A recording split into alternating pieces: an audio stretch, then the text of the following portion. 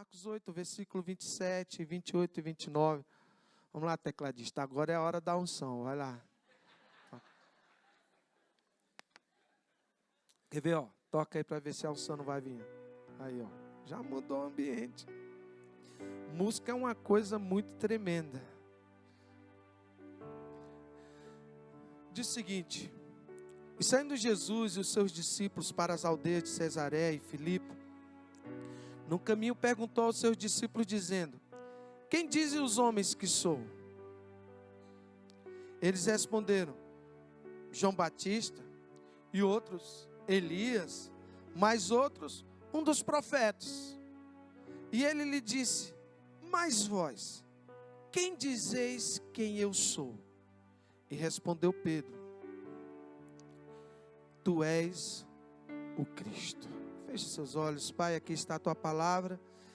Eu preciso transmiti-la, Senhor. Então me dá sabedoria, unção, graça, para que ela penetre nos corações e cause o rebuliço que causou no meu através dessa palavra, e possa haver a transformação certa nos corações, que ela possa ser como uma espada de dois gumes que corta, que divide alma e espírito e que transforma, em nome de Jesus. Amém. Que diz, essa palavra vai mudar a sua vida, você pode ter certeza. Mas a questão é que Jesus interroga os seus discípulos, e Jesus tem um grande interesse em saber o que é que os discípulos têm ouvido a respeito dele. E Jesus faz a pergunta certa: e vocês? Então Jesus deixa bem claro que devemos olhar para ele diferente como o mundo o vê. Porque, sabe, Jesus pergunta o mundo: o que é que o mundo pensa de mim? E aí eles começam a falar, uns te chamam de Elias, outros falam que você é a encarnação de João Batista, ou mais um dos profetas, né? Mais um profeta. E Jesus fala: e vocês? Jesus tem um interesse muito grande em saber o que os discípulos pensam a respeito dele. Porque hoje não é tão diferente, queridos. Como é que o mundo vê Jesus? Porque às vezes a gente vai caminhar, vai conversar com as pessoas, e muitas pessoas veem Jesus como um ser cósmico, ou como uma energia evoluída. Ou muitas pessoas veem Jesus como um revolucionário, ou como mais um dos profetas. Junta Buda, junta Maomé, e junta Jesus, e iguala Jesus a todos os outros. É assim ou não é? As pessoas são assim. Você conversa com alguns, eles veem Jesus como um ser evoluído. Outros veem Jesus como simplesmente mais um dos caminhos. Outros veem Jesus como um amuleto. Mas a questão é, você, o que ele é para você? Então nós vamos fazer uma viagem agora na palavra do Senhor. Vai te doer. Porque quando eu comecei a pregar essa palavra na igreja, quando Deus começou a trazer algumas revelações, me doeu muito. Então os homens daquela época viam Jesus dessa forma, sabe? E eles acabavam nivelando Jesus aos profetas. Homens que eram poderosos naquela época. Mas a questão é que estavam igualando Jesus. E ainda hoje ocorre dessa maneira nos nossos dias. Uma gama incalculável de intelectuais, estudiosos, cientistas, na escola, nas faculdades, também nivelam Jesus, né, a qualquer um outro. E nós sabemos que quem tenta há anos desmerecer o evangelho do reino do Senhor é o diabo. E nós temos que tomar muito cuidado com isso. Mas a pergunta que eu quero que realmente que seja claro aos seus ouvidos, e aos seus olhos, ao seu coração, e para você: quem Jesus é? Porque entre a multidão que seguia Jesus naquela época, havia muitos que estavam seguindo Jesus apenas por causa do interesse da comida, por exemplo, ou das curas, ou da restauração, ou da própria restauração da política de Israel. Muitos seguiam. Como muitos vêm para a igreja hoje atrás de uma bênção, atrás de uma cura, atrás de um Jesus que vai resolver seus problemas financeiros, que vai dar mais, vai dar mais, vai dar mais, e nunca para, porque sempre querem mais, querem mais, querem mais. Mas em meio àquelas pessoas existiam homens que seguiam Jesus, não por causa daquilo que Jesus podia dar, mas por causa da palavra dele. Lá no Evangelho de João 6, versículo 68, o próprio discípulo de Jesus fala, Pedro fala, para onde iríamos nós, Senhor? Se só tu tens as palavras de vida eterna. Então a gente sabe que Jesus, ainda hoje, quer ouvir o que nós pensamos a respeito dele. Então primeiro nós não podemos nivelar Jesus a uma religião, não podemos nivelar Jesus a qualquer outra pessoa. Não podemos seguir apenas, ou segui-lo apenas pelo bem-estar material que ele pode nos proporcionar, a nossa casa, a nossa vida. Não podemos segui-lo apenas por medo, talvez, do inferno. Sabe, queridos, não podemos segui-lo com segundas intenções. Não podemos segui-lo com interesses próprios, que na maioria das vezes são terrenos.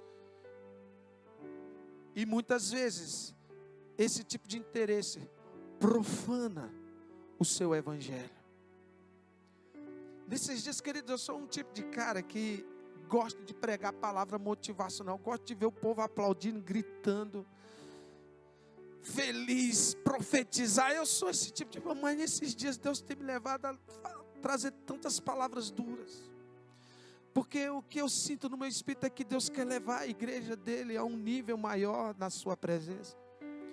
Há um reconhecimento de quem ele é, porque o evangelho está muito barato. O evangelho está escasso, as pessoas não pregam mais o evangelho, é muita coisa. É muito absurdo o que acontece por aí. A gente vê tantas coisas que a gente fala, não acredito que eu ouvi essas coisas. Sabe o que Jesus é para você? A gente escuta, nesses dias eu estava lá em Gramado com a Gorete, tirando as férias. Eu estava assistindo televisão, eu estava passando vários filmes e eu decidi colocar num programa que tinha um pastor pregando. Era melhor ter ficado assistindo um filme de terror do que ter visto aquilo ali. Sério. Porque ele estava com um saquinho na mão, cheio de sabão em pó. E ele estava fazendo um apelo para as pessoas ofertarem. Quem ofertasse ganharia o sabão em pó ungido.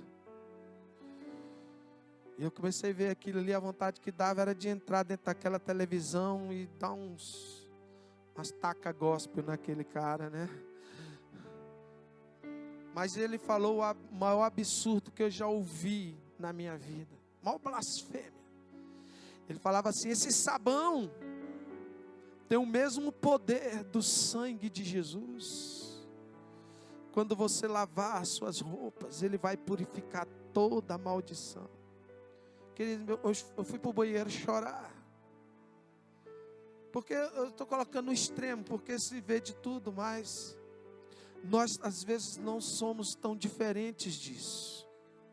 O que te atraiu hoje aqui? O que te atraiu? Quem Ele é para você? Ele é teu Senhor? Apenas quando está tudo bem contigo? Porque se não tiver tudo bem, eu saio da igreja. Quantas igrejas você já passou? Essa aqui é qual? Você está procurando um pastor perfeito? Beleza. Mas para você querer um pastor perfeito, você tem que ser a ovelha perfeita também. Hein, queridos? Ele é maravilhoso quando as coisas estão do jeito que você quer, porque se o Senhor bagunçar a tua vida para curar o teu caráter, Ele deixa de ser Senhor. Ele é lindo quando existe uma tempestade e Ele tira aquela tempestade, porque para muitos Jesus é apenas um banqueiro que empresta dinheiro sem cobrar juros, lógico. Você dá 1 e Ele te dá 7. Sabe? Para outros eu creio que Ele é o refúgio no momento da dor, da sua alma, no momento de aflições, claro. Mas para muitos ele é a moda. Ele é um modismo passageiro, de tempo a tempo. Tem tempo que ele fica firme na igreja, tem outra hora que ele não está firme na igreja. Para muitos ele é remédio, mas para muitos ele é a cura. Amém? Ele é a cura. Sabe, para muitos Jesus mais parece um astro popstar. Aqui é o palco. E aqui os pastores têm que fazer de tudo para atrair a sua atenção. Tem que ser tudo cronometrado, tem que ser tudo perfeito, senão não serve para você. Quem Jesus é para você, querido? Para o cristão verdadeiro, ele tem que ser o Rei dos Reis, o Senhor dos Senhores. Então, quando eu parei para pensar e refletir um pouco nessa pergunta do nosso Senhor, nós podemos concluir que Ele quer nos ensinar que há dois modos de conhecê-lo. O primeiro modo é conhecer Jesus pelo que os outros dizem que Ele é. E o segundo modo é conhecer Jesus pelo nosso próprio esforço e vontade. Você tem que buscar as suas experiências para saber quem Ele é. Na última missão que a gente foi, tinha uma menina lá. Ela era assim, normal na igreja, mas ela não tinha uma experiência real com o Senhor. E um dia, lá em Caetés, lá em Pernambuco, um senhor chegou com a perna quebrada. Jesus colou a perna do cara, o fêmur dele lá na frente de todo mundo lá. Foi um milagre extraordinário. E aí ela perguntou: o que é que os anjos veem, Senhor? Que a gente estava cantando aquela música: o que é que os anjos veem? E de repente ela começou a olhar para um sertanejo lá. E ela viu o amor de Deus por aquele homem. E ela conseguiu enxergar o que o Senhor vê e que os anjos veem. Essa menina chorou 1 hora, 2 horas, 3 horas, 4 horas. A gente foi jantar, ela chorava. Ela não podia ver o nome de Jesus que ela chorava. Aquilo foi contagiando ali umas jovens que tiveram a maior experiência da vida delas. Elas choraram dias sem parar. A transformação na vida daquela menina foi extraordinária. São experiências. Ela agora já não conhecia Jesus mais por ouvir falar dele. Agora ela conhecia Jesus realmente como ele era. Como aqueles samaritanos, está lá no Evangelho de João 4, versículo 42. Eles chegam para Jesus e dizem assim: já agora não é pelo que disseste que nós cremos, porque aquela mulher foi na cidade, falou que ela tinha conhecido o Messias, e eles foram lá para certificar se Jesus era o Messias. Aí eles falaram assim: não é porque você diz que nós cremos, mas porque nós mesmos ouvimos e sabemos que este verdadeiramente é o Salvador do mundo. E é isso que o Senhor quer trazer sobre essa igreja. Cada um terá uma experiência maravilhosa com o Senhor, e você terá a revelação verdadeira de quem Jesus é para você. Amém? Você pode aplaudir o Senhor?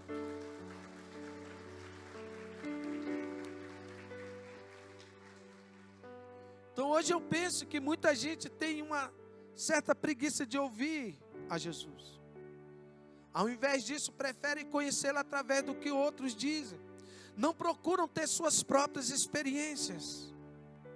Falam das experiências dos outros. Existem pessoas que olham para o céu e falam: onde está Deus? Quantas pessoas eu vi questionando: por que que Deus permitiu isso? Por que que está acontecendo isso comigo? As pessoas, elas pegam Jesus e tentam colocar Jesus dentro de uma caixinha, limitando Jesus na sua mente medíocre, na sua vidinha, como se Jesus tivesse de se encaixar naquilo que Ele quer, naquilo que Ele pensa. Sabe, eu tenho uma passagem de Jó, lá em Jó 42, 5 e 6.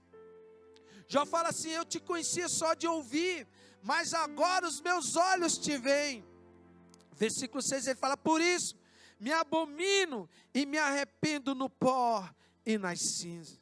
Jó não declarou não ter pecado, mas estava com a vida em ordem diante de Deus. É muito diferente da vida de muitos, pois vivem como querem, sem entender que Deus é a fonte da vida e de alegria e de paz.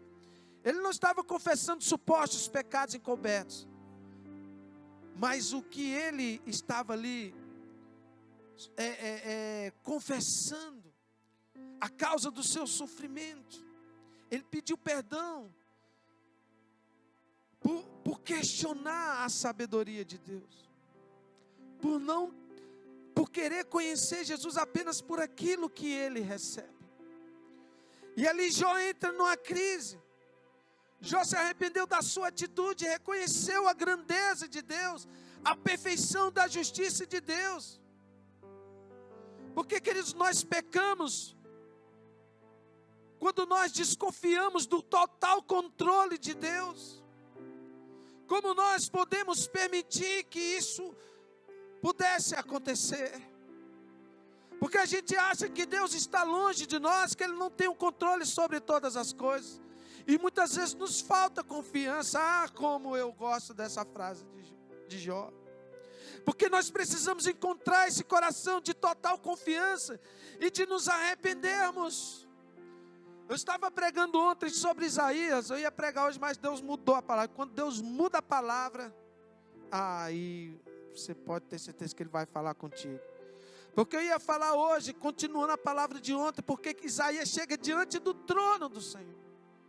E quando ele vê o trono do Senhor, o manto do Senhor cobrindo aquele lugar, a primeira coisa que Isaías fala é assim: ai de mim, que sou homem de lábios impuros, e habito num povo de impuros lábios, porque os meus olhos viram o Rei da glória. E quando Deus entra, aí acontece tudo aquilo que você sabe. Vai lá, um serafim pega uma brasa com a tenaz, que a gente sabe o que é que significa a brasa. Quem veio ontem estava aqui, ele é purificado. Mas quando a gente lê os 6 capítulos primeiros de Isaías, nós não vemos um homem de impuros lábios. Pelo contrário, vemos um profeta. Vemos um profeta profetizando. Mas, queridos, quem quer ver o que os anjos veem, quem quer viver a plenitude de Deus, quem está na presença de Deus, de verdade, ele consegue reconhecer no seu íntimo a pior miséria que pode existir. Como Isaías. Às vezes a gente faz apelo na igreja. Lá na nossa igreja já pegou costume. Você pode fazer apelo do que você quiser. O povo todinho vai. O Camal sabe disso. Sabe por quê? Porque ou nós reconhecemos que somos miseráveis, ou a gente vai ser hipócrita. Porque a gente às vezes faz um apelo, você sabe que Deus está falando contigo, tu está indignado com a palavra, você está questionando a palavra. Quando você começa a questionar a palavra, está indignado, é porque coube certinho na tua cabeça. Mas o cara é incapaz de reconhecer que ele precisa se dobrar. Então hoje, meu irmão, Deus vai te quebrar. Você pode ter certeza. Você precisa admitir isso. Nós precisamos realmente tomar uma atitude e saber quem Ele é. O que Ele significa para nós. Porque essa é a sede que o mundo tem. De saber quem é Jesus. Eles buscam algo que eles não sabem o que é. Quando a gente vai para o Nordeste, a gente encontra um povo de fé. Eles têm fé, queridos. Eles acreditam em imagem. Eles acreditam em santo. Eles acreditam em padres. Eles acreditam. E tem uma fé, só que está canalizada num lugar errado. Porque buscam algo. Mas como ouvirão, se não há quem pregue?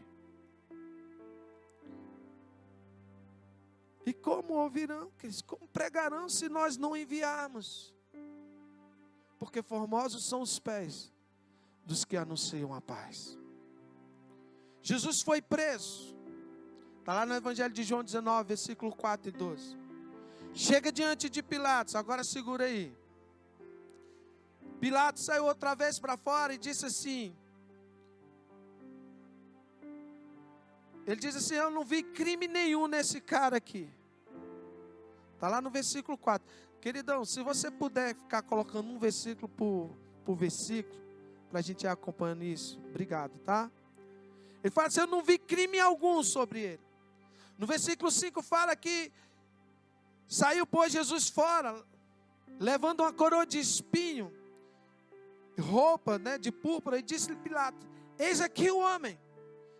Versículo 6, vendo, pois, os principais dos sacerdotes, os servos, clamaram, dizendo, crucifica-o, crucifica-o.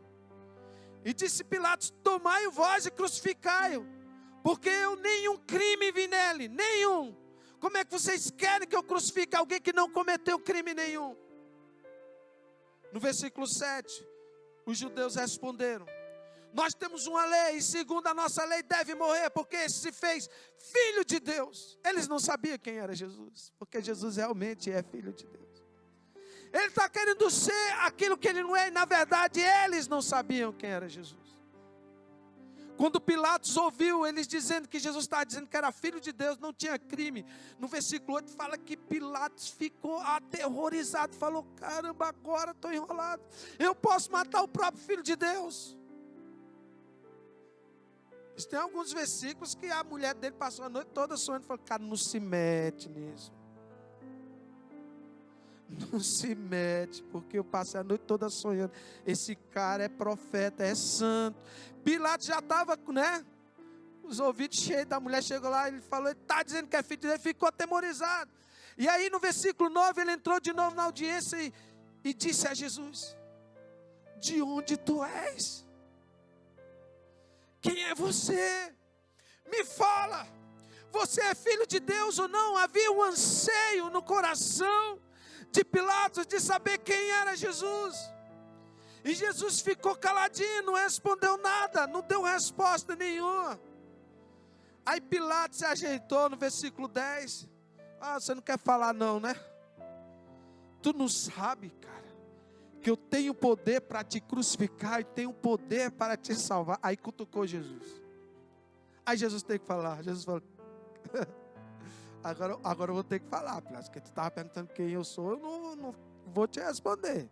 Mas tu falar que tem poder para me crucificar ou para me soltar, aí você pulou, não pulou o Corguinho não, você pulou o Rio Jordão todinho, né? Jesus olhou para ele e falou assim, nenhum poder terias contra mim, se de cima não fosse dado. Mas fica tranquilo, Pilatos, porque quem me entregou a ti, maior pecado tem. Em outras palavras, Jesus está falando assim, não fica preocupado se você vai cometer uma injustiça não, porque teu pecado é bem menor do que o pecado de quem me entregou a ti. E desde então Pilatos procurava soltá-lo, mas os judeus chamaram dizendo, se soltaste esse és amigo, não és amigo de César, qualquer que se fez rei contra César. E essa frase, eu quero mexer com o seu coração agora. Aquele que me entregou a ti, maior pecado tem. Então, esta cena do julgamento foi uma farsa. Pilatos faz a pergunta e Jesus diz que a autoridade que você tem foi Deus que te deu. Porém, a resposta de Jesus é o que vai fazer a diferença nessa manhã. Porque se Jesus fala que tem um pecado maior, então essa história de que não existe pecadinho nem pecadão cai por terra. Agora existe um pecado maior. Existe um pecado bem maior do que todos. O maior pecado de todos. E certamente Jesus está falando de Judas. No entanto, ele colocou Pilatos de lado. Falou, Pilatos, não se preocupa. Porque existe um pecado maior do que o que você está cometendo. Por um motivo. Porque Pilatos não conhecia Jesus. E Judas conhecia Jesus. Porque o maior pecado é conhecer Jesus e negá-lo. O maior pecado de todos não está nas esquinas, quando a gente passa e vê um travesti e fala, que horrível. Não está lá no boteco onde tem um bêbado, um drogado, na boca de fumo, no prostíbulo. Eles não cometem o maior pecado. Só nós podemos cometer o maior pecado, porque nós o conhecemos. E conhecê-lo e negá-lo, fazer pouco caso de quem Ele é, isso é terrível. Você pode ter certeza, sabe o que o apóstolo Paulo fala lá em 1 Coríntios 2, versículo 8? Ele fala assim: meu irmão, entenda uma coisa, o qual nenhum príncipe deste mundo conheceu.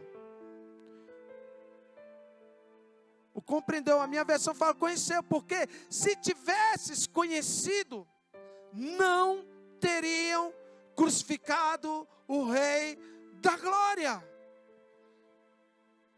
Se tivesse o conhecido, não teria crucificado o Rei da Glória. Por isso que o mais importante para Jesus é saber o que Ele é para você. O mais importante dessa história toda é que Judas estava envolvido nessa frase. Porque negar Jesus depois de conhecê-lo é o maior pecado. E muitas vezes que nós estamos voltados aos pecados menores. Sabe? O maior problema, o grande problema da igreja é a falta de temor. Porque hoje não se fala mais de inferno. Porque é antiético ficar falando que as pessoas vão para o inferno. Pois hoje, eu não vou falar somente do inferno. Eu vou falar e vou provar biblicamente que crente que vai para o inferno vai sofrer mais do que mundano. É heresia? Então vamos segurar a palavra e não saia até que eu conclua a palavra. Mas você vai sair hoje daqui tremendo nas bases para virar crente de verdade. Porque a pior pessoa que pode existir na face da terra é crente safado, sem vergonha, morno, hipócrita e que não faz nada para o Senhor. Esse é o maior pecado. Ah, pastor, o senhor está me ofendendo. Sinto muito, a palavra dói, a verdade dói. E eu vou provar isso na Bíblia. Desculpa, eu não estou querendo ser grosso, é porque Deus está mudando a minha palavra. Eu não gosto dessas coisas, as pessoas me olham de cara feia. Mas é melhor que você saia daqui com raiva, matutando na palavra, chegar em casa, ela ficar te perturbando e causar uma mudança na sua vida, do que você saindo daqui sorrindo, feliz e não ter transformação nenhuma. Acho que as melhores pregações são essas, que você muda. Então, um dos grandes problemas da igreja é esse. O pecado tem a ver com a natureza, que leva o homem à perdição. Então, quando nós preferimos esse pecado em vez de Jesus, nós estamos correndo um sério risco. Foi o caso de Barrabás. Por que você acha que eles escolheram Barrabás? Quem aqui, se Jesus transportasse você, vamos supor que se a gente entrasse num túnel do tempo aqui, você fosse parar lá no dia do julgamento, e você está lá no meio da multidão, aí você, de repente, está todo mundo gritando, solta Barrabás, né? E crucifica Jesus. Se você estivesse lá, quem tu gritaria, Jesus ou Barrabás? Quem gritaria Jesus? Levanta a mão. Quem gritaria Barrabás? Levanta a mão. Esses caras aqui é difícil. São o paulistano difícil. Ele não levantou a mão nem nenhum e nem no outro. Ele falou, não sou besta, deixa ele terminar a primeira pegadinha, que aí eu vejo se eu me enquadro nessa aí. O problema é que eles, se você for ver a causa pelo qual eles escolheram Barrabás, porque Jesus pregava o quê? Mudança de vida, amor, perdão, boas novas. Eles olharam para Barrabás. Quem é que de sã consciência olharia para um ladrão, para um assassino e falar, solta o ladrão? Apesar de hoje ter um monte de gente, né, bota até nas notas, solta o ladrão, né? Então, mas, falando de sã consciência, né, que as pessoas estão faltando consciência, né? Então, quem soltaria Barrabás? Eles pensavam o seguinte, se a gente soltar Jesus, a gente vai ter que ficar ouvindo ele, vai ter que mudar, essas verdades vão propagar. Se soltar Barrabás, é mais um ladrão. Então a gente solta mais um, mais menos um, não faz diferença. Mas eu não vou ter que se transformar. Aí eles soltam Barrabás e crucificam Jesus. Aí você fala assim, mas eu não faria isso. Faria, sabe por quê? Porque quando você vai pecar, o Espírito Santo fala assim, não peca. Porque se você pecar, você está crucificando a Cristo. Aí você pensa, não vou para o encontro com Deus, porque se eu for para o encontro... Por que que as pessoas evitam ir para o encontro com Deus? Está chegando o dia. Porque elas pensam assim, se eu for para o encontro, eu já sei o que é que vai acontecer. Eu vou ter que deixar de beber, fumar, vou ter que deixar de fazer um monte de coisa. Eu não estou afim de me converter, você está negando Jesus do mesmo jeito. Quando você escolhe o pecado, você está crucificando Jesus. Quando você escolhe mentir, você está soltando Barrabás e crucificando Jesus. Porque sempre é uma escolha. E o maior pecado acontece assim, quando nós escolhemos o pecado. O pecado mesmo conhecendo quem ele é. Sabe, queridos, nós seremos julgados de acordo com as nossas atitudes. O próprio Jesus, ele fala lá em Mateus 10, 28, ele fala, não tem mais o que mata o corpo, e não pode matar a alma, temei antes aquele que pode fazer perecer no inferno a alma e o corpo. O problema é que nós tememos muito mais as pessoas. O problema é que a gente está tão longe do Senhor, que a gente cria tantas coisas em nossas cabeças, que jamais nós seremos uma igreja. Porque nós tememos a tudo, nós tememos até a bolsa de valores. Mas nós não tememos o Senhor. Sabe, Satanás tem ensinado a uma geração a não fazerem diferença nessa vida. Satanás está ensinando uma geração a viver uma vida cristã carnal, casamentos medíocres, sem responsabilidades, famílias destruídas. Eu sou pastor, queridos, eu sei. A gente entra nos nossos escritórios, nos gabinetes, crentes, são crentes. Hoje é culto de Santa Ceia, pegam na Santa Ceia com a cara mais lambida, e em casa são dois endemoniados, se comendo, maltratando, destruindo a alma dos seus filhos, destruindo uma geração. Mas chega aqui, está tudo lisinho, tudo bonitinho, olha para mim e ainda me julga. Não me julga não, caminha comigo, meu filho. E vamos lá, olha a vida dos meus filhos, olha a vida da minha esposa, olha como eu trato a minha esposa, olha como eu trato a igreja, vamos comigo fazer missões. Aí depois você me julga, não me julga pelo aquilo que eu estou pregando não, porque eu estou pregando a palavra do Senhor. Se você quiser julgar a palavra, então você julga. Está sendo duro demais, eu não estou nem aí. Porque eu preguei primeiro para mim. Eu decidi deixar de ser medíocre. Eu prefiro pregar a palavra e ser torturado, crucificado por causa da palavra, do que querer falar o que somente te agrada. Porque Deus, Ele tem urgência, Ele precisa levantar uma geração realmente, totalmente rendida à sua palavra. Famílias fortes.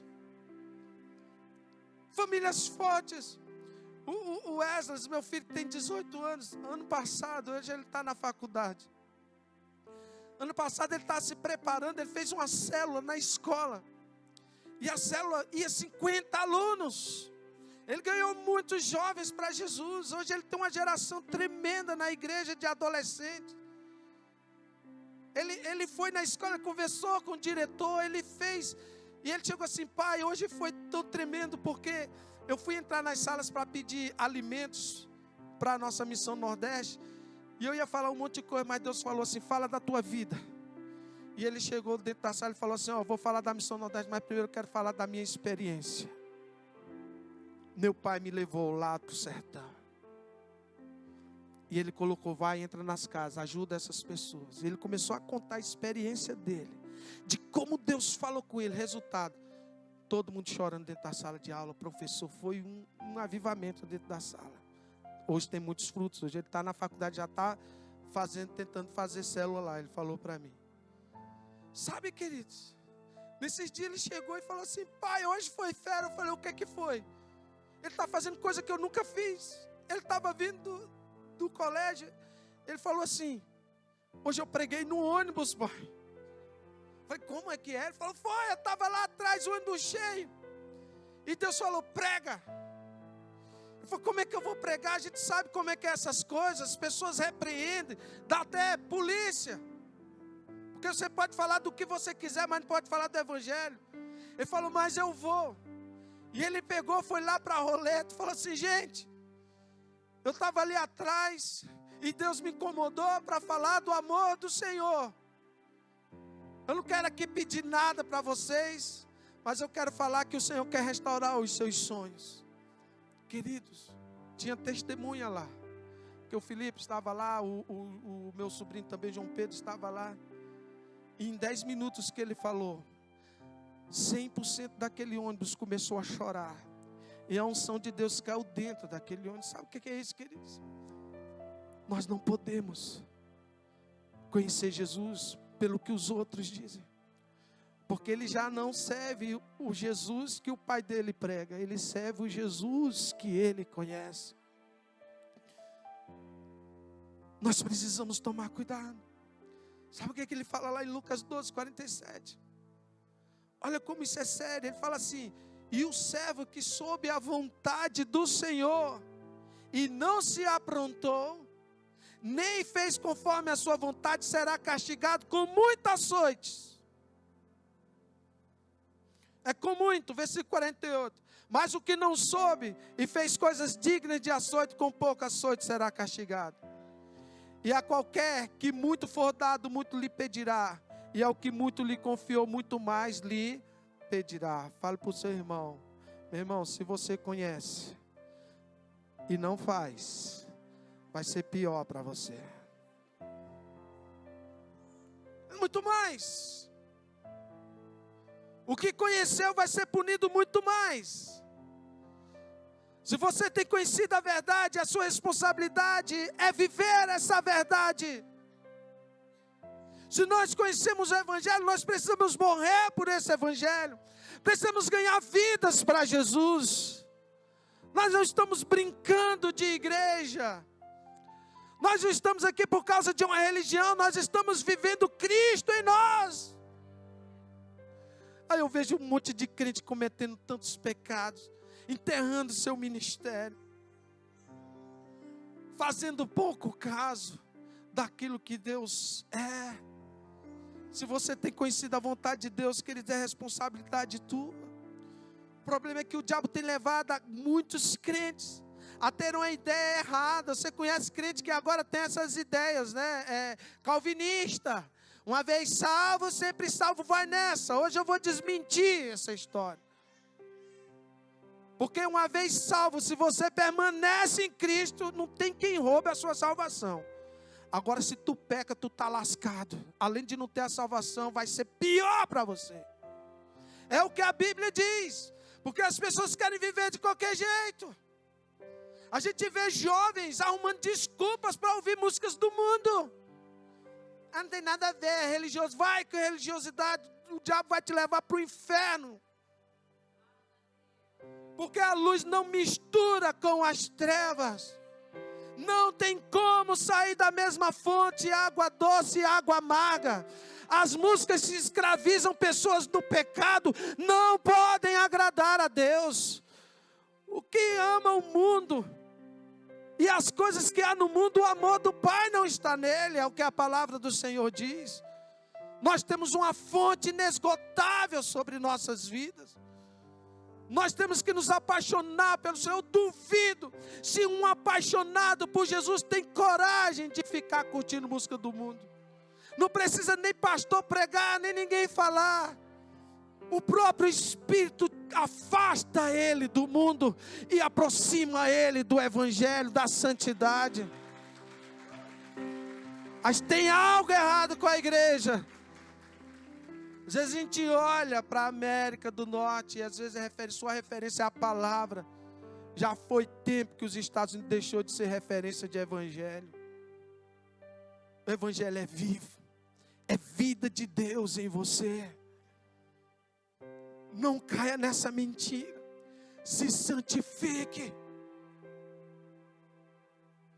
Deus, enquanto tem jovens assim, Deus está levantando jovens santos, hein? Está levantando jovens santos. E tão assim radicais. O Wesley mesmo chegou para nós nesses dias. Oi? O Ed lá, ele lembrou aqui. O Espírito Santo me lembrou de uma coisa aqui. O Ed Para quem não sabe, nós temos um filho de 23 anos de idade. Nós vamos fazer 26 anos de casado, queridos. Você olha essa gatinha aqui, é porque Deus olha para ela e fala assim: toma beleza, toma beleza, toma beleza. E a menina vai ficando mais nova, ela não está envelhecendo. Você olha para a menina, você pega assim, a gente tem problema de falar a idade, ela tem 46 anos de idade. Você já olha assim e fala: uai, o que é isso? Como assim? Eu não sei, porque ela rala pra caramba.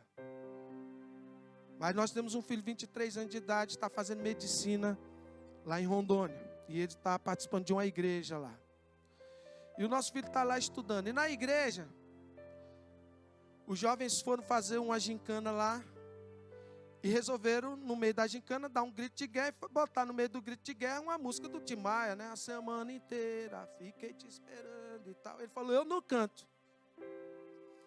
Mas o que tem? Para de besteira. Ele falou: eu não canto. Ah, mas nós vamos cantar. Se cantar, eu paro de cantar. E foi assim, na frente de toda a igreja. Quando começar a cantar, ele saiu do lado, cruzou os braços e falou: eu não canto. O pastor Fábio, que é um homem de Deus, depois chamou eles e falou: o que é isso? Chamou o Ed e falou assim: parabéns, meu filho, você não se misturou. Quando ele contou isso para mim, eu falei assim: yes. Está longe de mim, na faculdade de medicina, não quer saber de namorada, quer saber de Deus. Buscando a Deus, a gente alugou um apartamento para ele de 2 quartos. Um monte de gente querendo ir morar com ele. Sabe o que a gente fez? E ele achou o máximo. A gente pegou o 2º quarto e a gente fez uma sala de oração. Aí quando os alunos falam: Ed, deixa eu morar contigo. Ele fala: não, já tem uma pessoa que mora comigo, o Espírito Santo. Porque, jovem santo. O Ed chegou nesses dias, 18 anos, fala assim: pai, eu estou pensando seriamente. No dia que eu for namorar, eu só vou beijar no dia que eu casar. Eu falei: como é que é, rapaz? Eu falei: mas e se a namorada não for certa? Que é isso, pai? Tu acha que Deus vai me dar a menina errada? Eu tenho certeza que a que eu namorar vai ser a que Deus vai dar. Eu tentei argumentar, mas eu perdi feio. Porque ele sempre foi um profeta. Ele com 9 anos de idade, eu via Deus agindo na vida dele. Um dia desse, quando ele tinha 7, 8 anos de idade, a gente numa escassez, Camal, tremenda. Ele orando pela televisão. E a gente olhou assim e falou: Ezra, o que é que você está fazendo aí na televisão? Ele falou: não, pai, eu estou orando para Discovery Kids aparecer na televisão, que eu estou querendo assistir um desenho, essa televisão não tem nada. Aí eu falei assim, e a gente só tinha anteninha comum, né? Era Globo e tal. Falei: mas Ezra, a gente não tem TV a cabo nem nada. Ele olhou para nós e falou assim: deixa eu continuar orando. Aí eu e a Gorete sai e vai para a cozinha fazer o almoço. Passou uns 2 minutos, a gente começou a ouvir um menino falando assim: glória a Deus, glória a Deus. Eu olhei para a Gorete e falei: não acredito, Gorete, vamos lá ver. Quando a gente chega dentro do quarto, ele está no sofá, olhando para a televisão. O que é que estava passando na televisão? Discovery Kids. Falei: como assim? Aí eu fiquei olhando assim, mas o duro não foi ver a Discovery Kids, foi ver a cara dele olhando para nós assim, falando assim: vocês não estavam acreditando, né? Eu não acredito nisso, problema seu. Eu vivo os milagres do Senhor. Eu não conheço o Senhor pelo que os outros falam. Eu vivo Jesus na minha vida. Sabe, os meus filhos estão vivendo Jesus na vida dele. Querem sede. Quantas vezes eu me levanto de madrugada, eu vou beber água, porque quando a gente vai ficando velho, é assim, dá uma sede de noite que é uma coisa. E quando eu saio, eu tropeço com aquele homem na sala. Em vez de estar com o celular ou assistindo televisão, eu encontro um jovem de joelho no chão, orando de madrugada. Aí as coisas acontecem. Que Deus precisa levantar uma igreja santa, lavada e remida com o sangue do Cordeiro. Sabe o que Hebreus 10, versículo 35 diz? Não rejeiteis, pois, a vossa confiança. Não rejeite, queridos. Vamos lá, versículo por versículo, querido. Coloca versículo, isso. Não lanceis fora, pois, a vossa confiança, que tem grande recompensa, grande avontado galardão. Porque você necessitais de paciência, para que depois de haverdes feito a vontade de Deus, alcanceis a promessa. Quem quer alcançar a promessa aqui, diga amém. Porque ainda um pouquinho de tempo, e o que há de vir virá, e não tardará. Mas o justo viverá pela fé. E se ele recuar, minha alma não tem prazer nele. Nós, porém, não somos daqueles que recuam para a perdição, mas daqueles que creem para a conservação da alma. Nós não somos daqueles que retrocedem, que abandonam a fé. O Senhor não tem prazer nessas pessoas que retrocedem, porque elas estão indo para a perdição. Ele fala: aquele que vai vir, ele vai vir, ele virá, você pode ter certeza. Nós temos que permanecer fiel. Fala para o seu irmão, agora ele vai começar a arrochar, segura um pouco aí, porque a palavra foi fraquinha até agora. Agora vem os versículos mais severos. 2 Pedro 2, versículo 20. Ele fala assim: porquanto, se depois de terem escapado das corrupções do mundo, pelo pleno conhecimento do Senhor e Salvador Jesus Cristo, ficam de novo envolvidos nelas e vencidos, tornou-se-lhes o último estado pior do que o primeiro. Porque melhor lhe fora o quê? Não terem conhecido o caminho da justiça, do que conhecendo, desviarem-se do santo mandamento que lhe foram dado. Como é que é? Era melhor não ter se convertido? É isso que ele está falando. Por quê, queridos? Porque o maior pecado é, depois de conhecê-lo, negá-lo. E aí ele fala assim: desse modo veio aquele Provérbios que diz: o cão comeu seu próprio vômito, e a porca voltou, ao esponjadouro de lama. Então a condenação de quem conheceu a Cristo era muito maior do que aquele que nunca conheceu. Nós não podemos ficar olhando para o mundo e achar que nós vamos para o céu e o mundo vai para o inferno. Tudo bem, isso é uma verdade. Nós que estamos salvos. Mas a verdade é que a gente precisa olhar para nós e entendermos que existe uma responsabilidade muito maior em nós. Porque nós o conhecemos. Sabe, um cristão que cai, a condição dele é bem pior. Nós não podemos ler esse versículo e não gerar em nós algum tipo de temor. Quem nunca se converteu, lógico que ele vai ter uma vida de condenação, mas o maior pecado nós cometemos. Existe esse maior pecado, e é não fazer a vontade de Deus depois de conhecer essa vontade. Deixa eu te falar, você conhece o Evangelho, e ele fala aí de pregar o Evangelho. Você não está pregando não, você está cometendo o maior pecado. Porque você está negando Jesus para os perdidos. Você está negando. Precisamos falar. Não podemos nos desviar. Depois dessas verdades, eu comecei a entender o que Apocalipse diz. Apocalipse 3,15. Porque ele fala assim: olha, eu conheço as tuas obras, nem és frio nem quente, quem dera que fosse frio ou quente. Hoje eu entendo, porque na nossa cabeça, no nosso raciocínio, é melhor ser morninho. Não é verdade? Porque o frio é frio. Se é morninho, pelo menos está mais para cá do que para lá. Mas Deus aqui, Ele abomina o morno. Sabe, e agora eu começo a entender. Ele fala assim, porque és morno, nem és frio, nem quente, vomitar-te-ei da minha boca.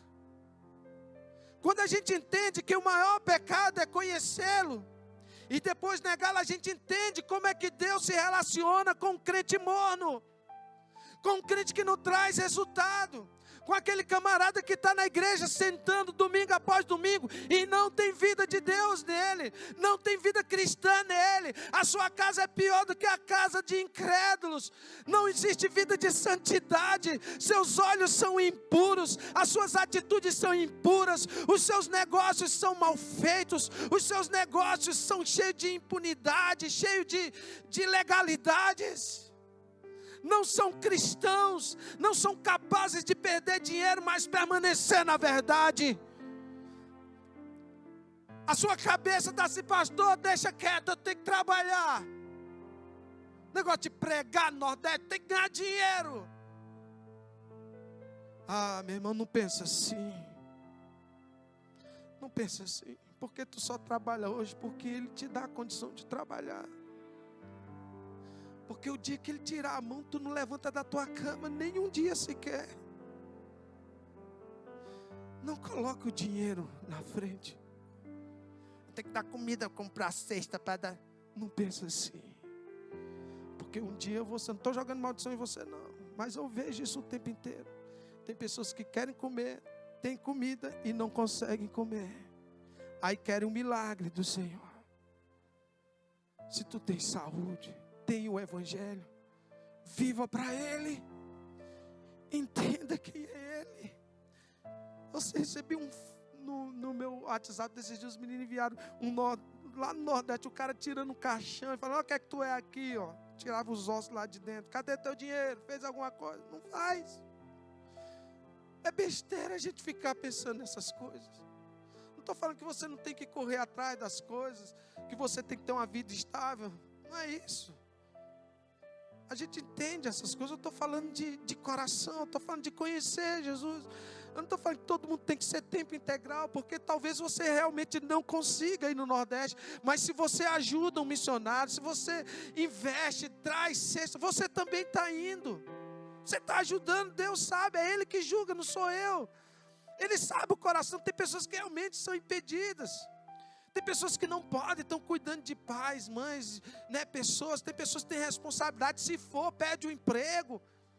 Como é que você vai falar para o cara sair do emprego para ir para uma missão? Não pode, não é esse o nosso pensamento. Não tenta distorcer o que eu estou falando.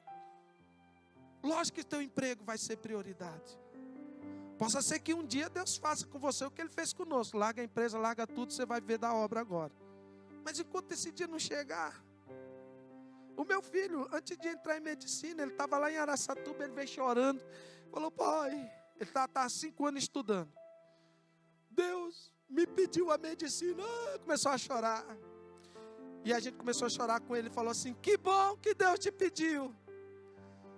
Aí ele olhou para nós, só que ele não imaginava a minha resposta, né? Porque ele não contava com minha astúcia, né?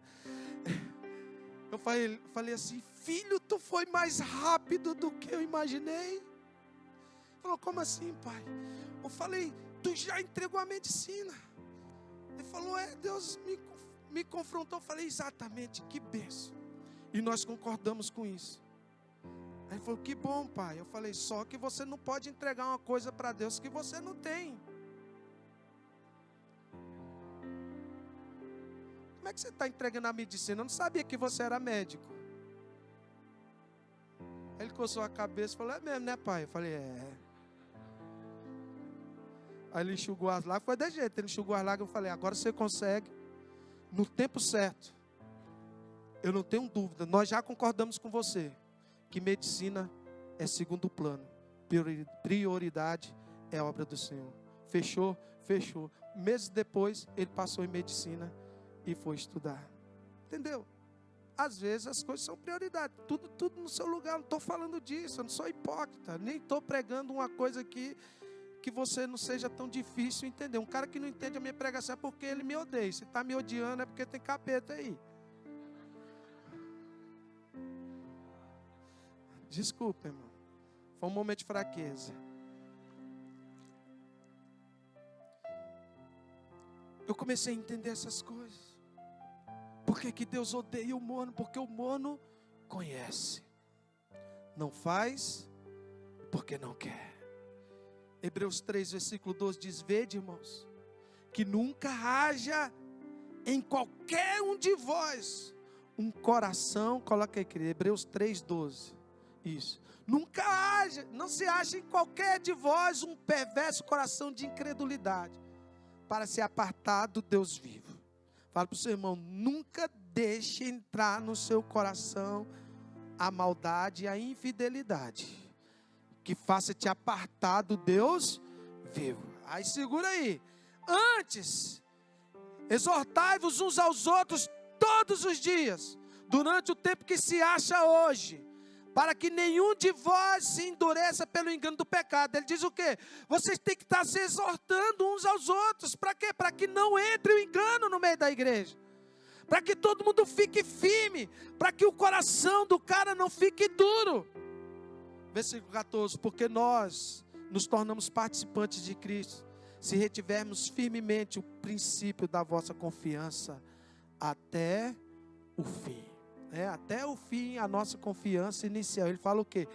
Tem que permanecer fiel do começo até o fim. Ninguém pode endurecer o coração. Ninguém pode cair no grande pecado. Nós temos que exortar. O diabo quer te tirar do lugar seguro, cuidado. Tem muito crente que está com o coração endurecido, tornando-se rebelde, achando que pode falar o que quiser. Queridos, nós precisamos realmente colocar em nossos corações. Nós temos que ter uma igreja que resgata, uma igreja que ama, uma igreja que ajuda, uma igreja que vai nos perdidos, que ajuda a criança. O mundo está perdido. Alguns de vocês viram na internet um guarda de shopping, o cara querendo pagar comida para uma criança. Quem viu isso aqui? Lá na Bahia. O cara fala, eu vou pagar a comida para ele. Ele fala, não vai. O cara preferia que o menino saísse com fome de lá. Que mundo é esse? Aonde nós estamos vivendo, queridos?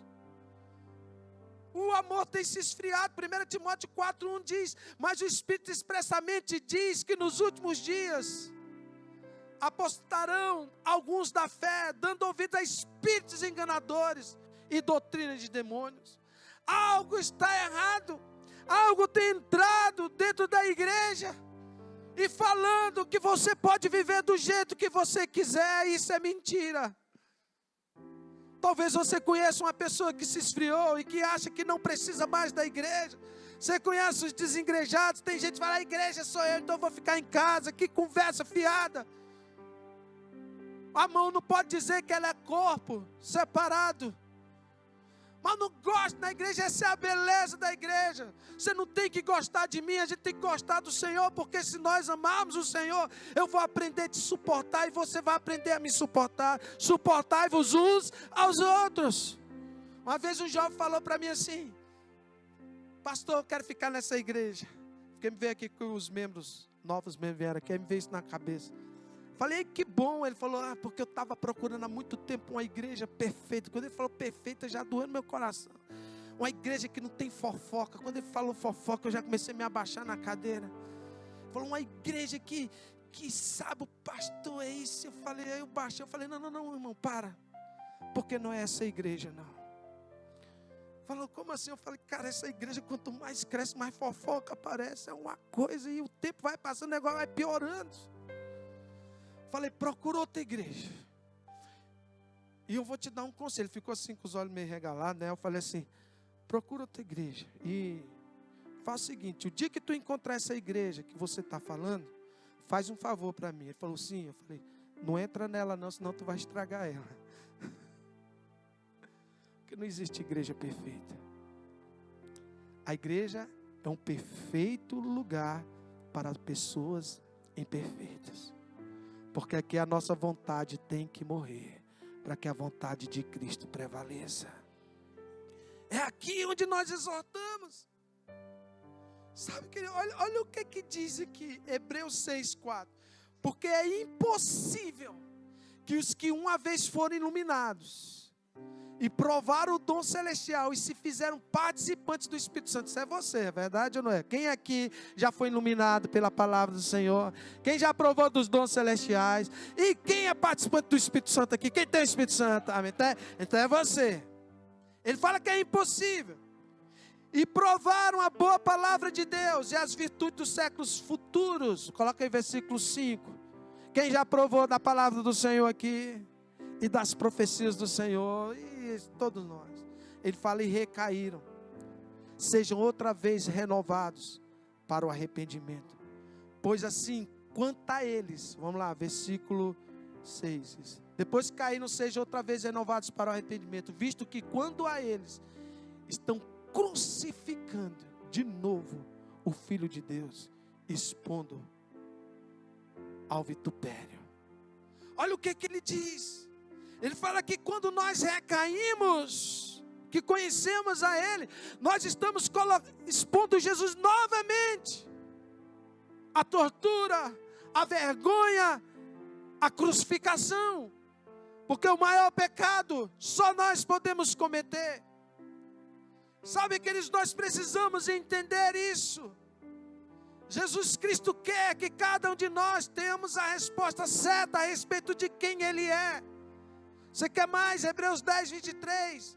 Ele fala assim: retenhamos firmes a confissão da nossa esperança, porque é fiel aquele que prometeu. Você tem que ser firme naquilo que você é, naquilo que Ele tem para você. E Ele fala no versículo 24: e consideremos-nos uns aos outros, para nos estimularmos ao amor e às boas obras. Está aqui um monte de boa obra que a igreja quer fazer, nós temos que se estimular, nós temos que estar falando, é isso aí, irmão. Você não pode ir na missão Nordeste, tem que abençoar quem vai, tem que abençoar a igreja. Você não pode ir ali no colégio que vai ter ação para as crianças, então abençoa, esteja junto na medida do possível. A igreja tem que se estimular, mas ele diz: não deixemos a nossa congregação, como é costume de alguns. Antes admoestamos-nos uns aos outros, e tanto mais quando vês que vai se aproximando aquele dia. Aí dói, agora dói. Ele fala: porque se voluntariamente você quiser continuarmos no pecado, depois de termos recebido o pleno conhecimento da verdade, então já não resta mais sacrifício pelos pecados. Deixa aí, volta lá. Já não resta mais o quê? Aqueles irmãos que estão usando a graça para pecar, para se rebeliar, escute aí, você não está na graça não, você está na desgraça. Porque diz que o crente que conhece a verdade e voluntariamente começa a pecar de novo, então não existe mais graça para ele. Não existe mais sacrifício pelos pecados. Não tem o que fazer porque ele conhece a verdade. Está pecando porque quer, está usando a palavra de Deus porque quer. Porque o maior pecado que pode cometer é quando nós conhecemos o Senhor e negamos a Ele. Aí você quer mais? Então presta atenção aí, vamos lá. A única coisa que resta para ele é uma expectação terrível de juízo e um ardor de fogo que há de devorar seus adversários. Deixa aí. Sabe o que é que resta para essa galera que é crente e volta a pecar? Ardor de fogo. É o inferno. Uma vez salvo, sempre será salvo. Vá nessa conversinha. A Bíblia nunca falou isso. Pelo contrário, a Bíblia fala o seguinte: camarada, depois que tu conheceu a verdade, já era. Ou tu vive ela, porque se tu não viver ela, vai ser pior para você do que para o mundano. E o que te espera é o fogo do inferno. Ai, pastor, e agora tu se converteu, meu irmão? Agora já era, não tem mais o que fazer. Tu conhece a verdade. Quem mandou tu aceitar Jesus? Agora tem que viver a palavra. Eu não quero mais Jesus, não tem jeito. Você já não é mais do lado de lá, agora você é do lado de cá. Hoje é dia de Santa Ceia. Hoje é o Senhor. Aí ele fala assim, tem mais. Ele fala assim, chama de adversário. Havendo alguém rejeitado a lei de Moisés, morre sem misericórdia pela palavra de 2 ou 3 testemunhas. Agora o que é que ele diz? Versículo 29. De quanto maior castigo cuidais, vós será julgado merecedor aquele que pisar o Filho de Deus e tiver por profano o sangue do pacto com o que foi santificado e ultrajar o Espírito da graça. Olha que terrível, camarada. Ele fala assim, cara, porque tem gente que fala assim, a lei era severa, a graça é a pura misericórdia. Eu posso pecar do jeito que eu quiser. Sabe o que a Bíblia está falando? Era melhor a lei, porque a lei precisava de 2 a 3 testemunhos. Você podia até pecar, mas se não tivesse testemunho, tu estava na sua. Mas a graça não tem isso. Ele fala, o que é que merece alguém que profana a palavra, que insulta o Espírito da graça? Você quer, fala para o seu irmão, você quer saber o que é que merece? Você quer saber? Você quer que eu leia mesmo o próximo versículo? Quer, querido? Vamos lá, tem gente assustada aqui, mas é para assustar. Ele fala assim, pois conhecemos aquele que disse, minha é a vingança, eu retribuirei outra vez. O Senhor julgará quem, queridos?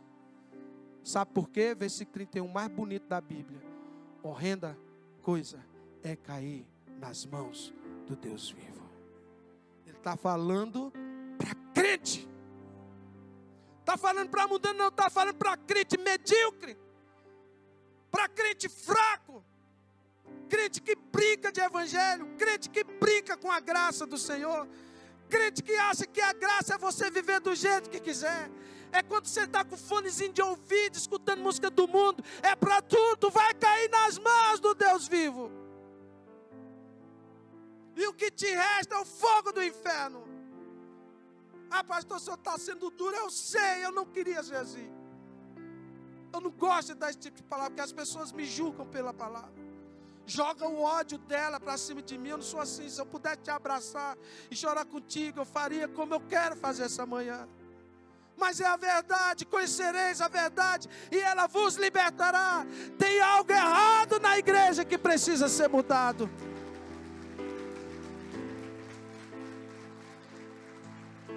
Existe algo que precisa ser transformado. Precisamos ser crentes de verdade. Não existe coisa mais triste do que se afastar do Senhor e cometer o maior pecado.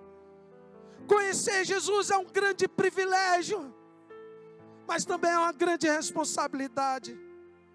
Nosso púlpito não pode ser somente para oferecer estímulos, mas tem que oferecer também confrontação, queridos. Senão nos tornaremos uma geração que estará indo para o inferno. Jesus está voltando. Jesus está voltando. Vidas estão indo para o inferno. Uma geração inteira indo para o inferno. Sabe, queridos, eu vou encerrar por aqui. Salmo 119, 10, fique em pé. Nós vamos ler até o 13.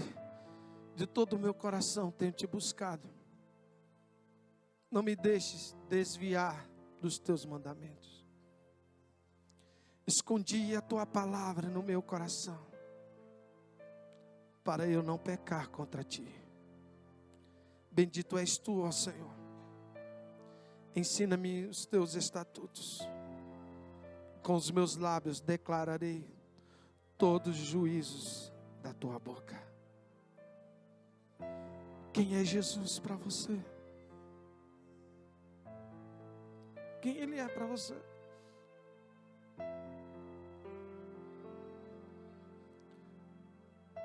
Porque Jesus falou para os discípulos: e vocês? O que eu sou para vocês? Queridos, não tem como ouvir uma palavra como essa e não gerar um grande temor em nossos corações. A palavra, o evangelho nunca foi brincadeira.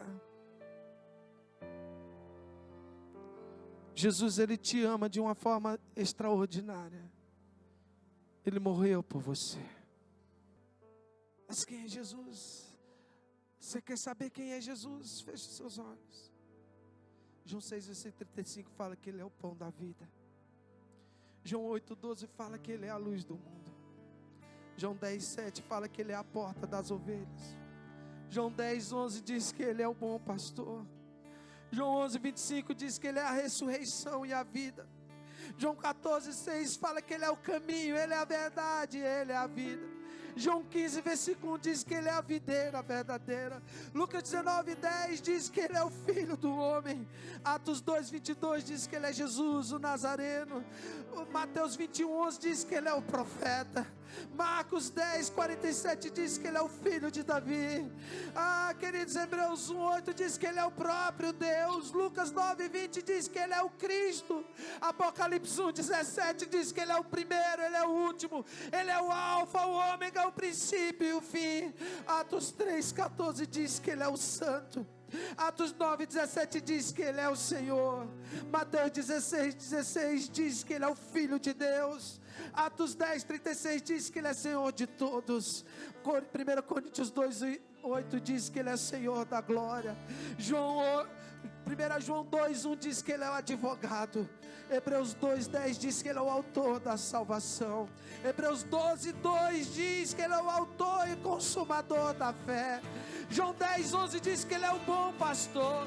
Isaías 51, 9 diz que Ele é o braço do Senhor. Efésios 1, 22 diz que Ele é o cabeça da igreja.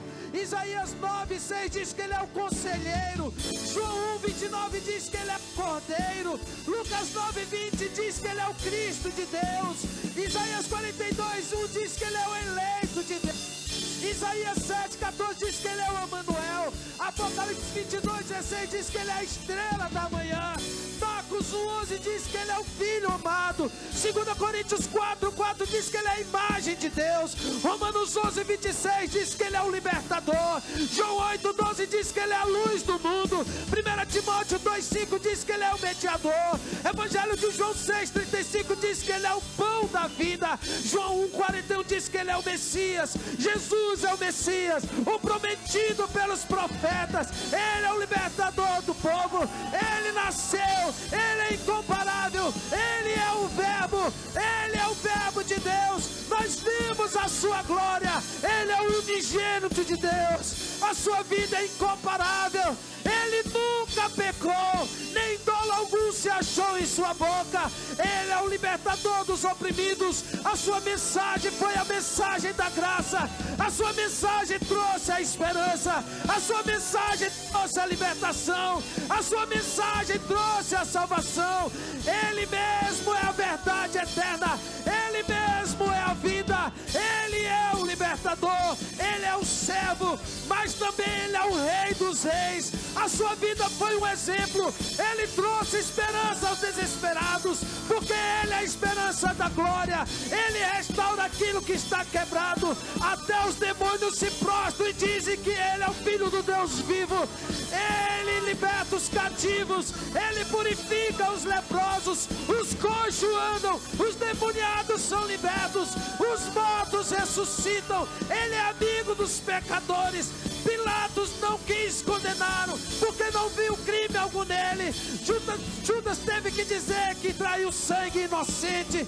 Pedro disse: tu és o Cristo, o Filho do Deus vivo. Tomé disse: tu és Senhor Deus meu, Senhor meu. João Batista disse: eis aí o Cordeiro de Deus, que tira o pecado do mundo. O próprio Deus afirmou: este é o meu Filho amado, em quem tenho prazer. O Espírito Santo veio testemunhar dele. Os anjos que estão no céu dizem: digno é o Cordeiro, digno é o que foi morto, digno de receber toda a honra, glória e louvor. A sua mensagem foi incomparável.